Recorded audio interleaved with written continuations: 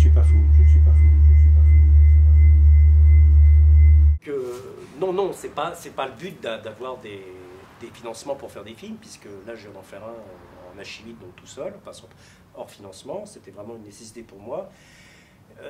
Mais simplement, justement, parce que je considère que les militants autour du groupe Daniel Mermet et du monde diplomatique, prônant comme moi un changement de société et ne supportent plus l'univers tel qu'il est, ça c'est un mot d'ordre qui nous est commun, mais ayant décidé que moi, les gens comme moi, justement, j'étais mystique, bouffon, valet du capital et je sais pas quoi, et que j'étais quelqu'un de fou, comme ils disent, ou dangereux, de nihiliste, etc., je connais la pratique de ces gens-là, donc il a bien fallu que, peut-être dans ma dinguerie, peut-être c'est de la parano, je ne sais pas, mais que j'ouvre un contre-feu, et le contre-feu, c'est de dire, eh ben, de toute façon, je ne suis pas fou puisque le journal parle de moi.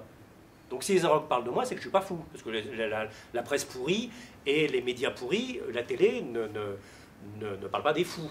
Voilà, c'est comme ça, on parle que de gens qui existent. Si c'est à la télé, si c'est dans le journal, c'est que c'est vrai, donc c'est que c'est pas fou. Et donc, oui, c'est pour ça que depuis que j'ai commencé à faire du cinéma, enfin, cette activité, enfin, je ne sais pas si je fais du cinéma d'ailleurs, mais disons... Des films en tout cas. Depuis que je fais ce que je fais, j'ai toujours eu à cœur de m'attirer...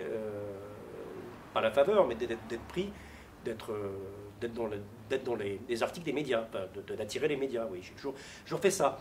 Et je reconnais, et je le fais, parce que je vois bien quelle est la tentation des puissants, et ce que j'appelle le groupe Mermet, le monde diplomatique, c'est-à-dire les gens qui ont un discours pour faire la révolution en encadrant les masses, c'est-à-dire on va leur donner un discours, une pédagogie, et une fois qu'ils sauront ce qu'ils vont faire, ils feront la révolution, et ça sera bien, parce qu'ils seront dirigés, et que ça me révulse, parce que justement, c'est pas en prenant le pouvoir et en faisant l'éducation des masses et en venant de direction qu'il y aura la révolution, justement. Il y aura un changement du gâteau, il y aura un changement d'appartenance du gâteau, mais le gâteau sera toujours là, le pouvoir sera toujours là, donc c'est pas ça la question.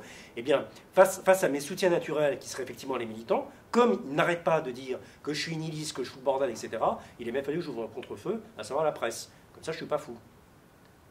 Voilà.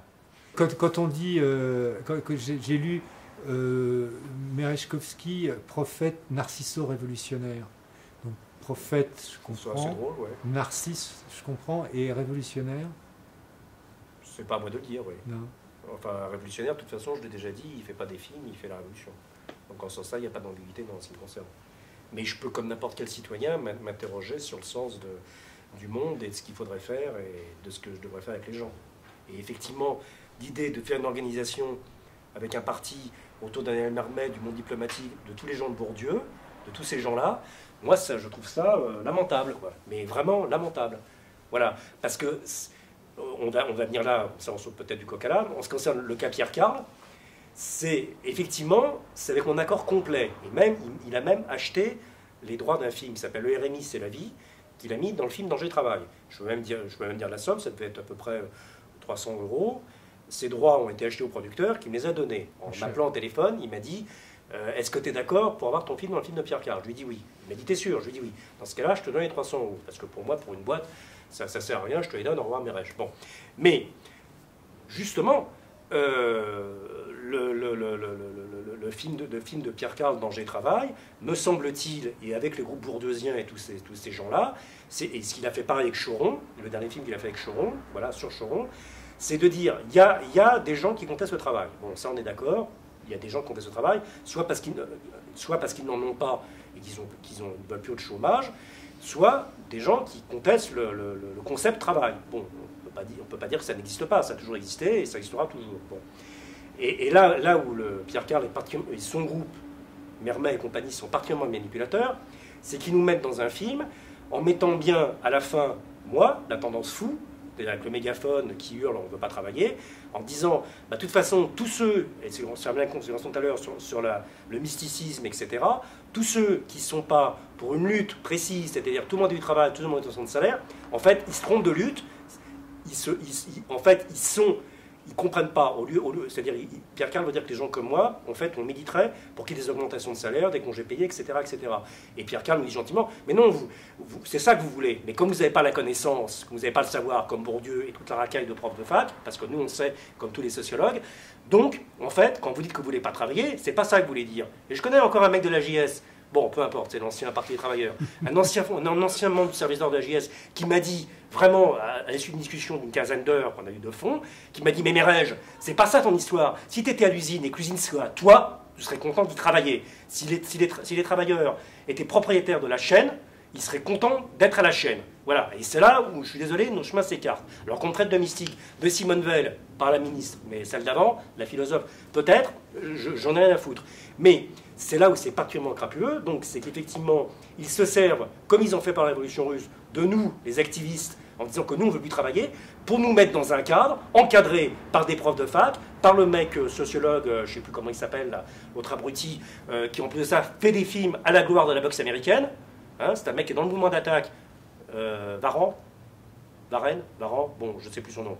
Mais, enfin, c'est quelqu'un qui est dans le conseil scientifique d'attaque et qui glorifie la boxe américaine. Bon, le combat de boxe, pourquoi pas. Mais le combat de boxe, me semble-t-il, il s'agit quand même de dominer l'autre.